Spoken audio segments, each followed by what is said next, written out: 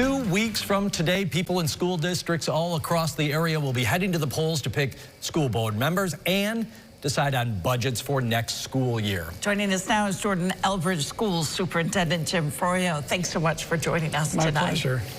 Jim, not to open a wound, but you were one of 5 area districts last year to see your budget defeated. I'm curious how much that influenced, if at all, the spending plan you've put out for voters to decide on in 2 weeks.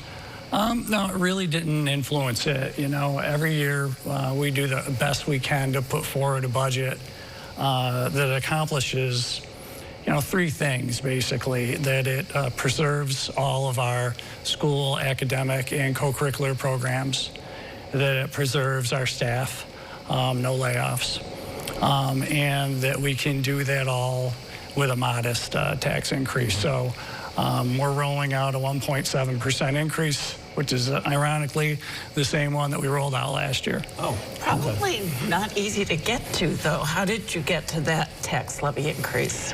It is getting increasingly difficult, especially with the state aid coming in at such a low percentage. We received 1% increase in our foundation aid, and so it has been increasingly more challenging. And 2/3 of our budget is state supported and 1/3 is supported by our local tax base. So, you know, we wanted to come in lower than 2.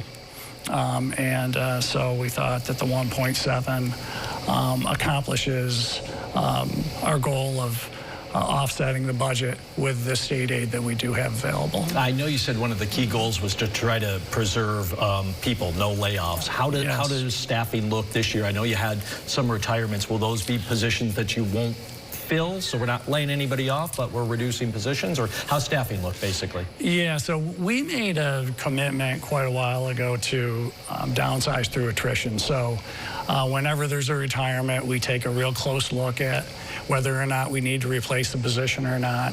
This year we had 8 retirements across the district, which was a lot for us. Yeah, small district. Very, and out of that 8, we don't have to replace 5. So that's a substantial savings for the school district.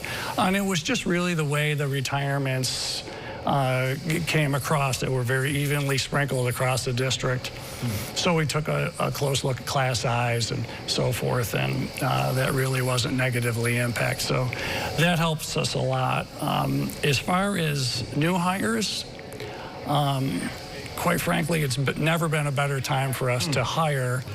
Because you know, teachers are getting laid off from other areas. So we've been able to pick up math, living environment, ELL, positions that are very difficult to fill right now in this market with super experienced teachers. So it's been really a positive thing for Jordan-Elbridge.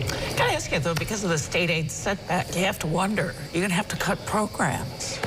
So eventually we're all going to be there. Yeah. So, you know, it's just a matter of time. So I think that some of us are positioned to last longer than others. But if you're going to continually receive 1%, you know, aid, and, you know, everything is rising, obviously, at a much higher rate than that. Yeah, I'm very curious. We probably, this will have to be our last one because I think it's a fuller answer.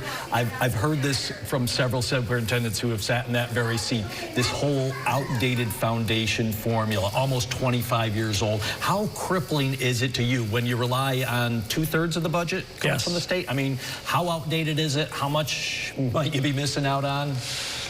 Well, it's hard to say because a lot of it was based on your student population, and as you know, New York State's losing population across the entire state. So that has to be looked at, and if they don't get away from that within the foundation aid formula and come up with a system that's more equitable, you know, school districts are really going to have 2 choices: merge or get absorbed by another larger district. So right now, you know, we're quite a ways away from that. You know, we've been able to keep things stable. We have healthy reserves, and you know, we've done some things through interest rates that we've been able to capitalize on, and even the way we purchase school buses via cash has, you know, created an aid flow. So You know, to be honest with you, it's a slow bleed.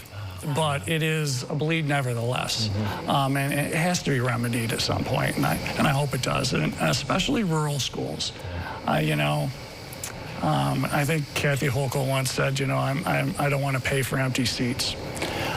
But, you know, whether you have a classroom of 25 or a classroom of 15, you still need a teacher in front of those kids. Yeah. So, and I hope that rural schools are treated equitably so that they can offer the same type of beneficial courses for kids that suburban schools can offer, such as, you know, advanced placement courses, college level opportunities, you know, because those kids deserve those opportunities too.